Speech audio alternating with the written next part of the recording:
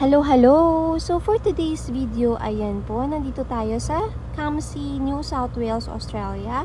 Isang town dito sa Sydney. So nakita po namin to habang naglalakad, may tiyanggian. So most of them is like Asian na bilihan, yung mga ukay-ukay pero nasa street. O diba, saan ka pa? So nasa iyo na lang yan kung mahilig ka sa ukay-ukay at syempre yung mga affordable na di mo man kailangan ng mga parang brand new. Syempre being practical tayo dito sa abroad, sa ibang bansa. Ayan, pati maleta at saka mga halaman ay meron sila dito. At syempre may mga bag at jacket at kung ano-ano pa.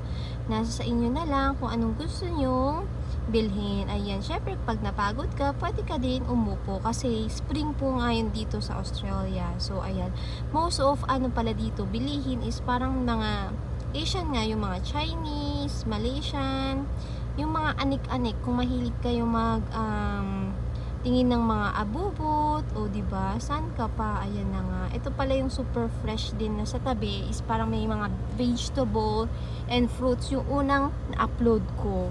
So sana ma-watch nyo din. Ito naman, mura yung binibili nilang jumper or jacket or mga pang makapal na suot kapag ibang season. Kunwari spring, mumura nila pa winter, ganon. Ayan, o diba? Makikita nyo 3, 4, $10. O diba, saan ka pa? Ukay-ukay na tiyanggi sa street. O diba, ito din ang kanilang Christmas tree from the Campsie. Ayan, more on, napansin ko is more on halaman ang kanilang binibenta dahil maganda magtanim ngayong season dito sa Australia. Ayan siya. O diba, ang ganda lang tingnan, pero syempre hanggang window shopping lang tayo dahil syempre tipiders pag may time. Nakakaaliw lang, kaya gusto kong i-share din sa inyo what looks like here. Thank you po sa inyo sa pag-watch. Ayan po, thank you.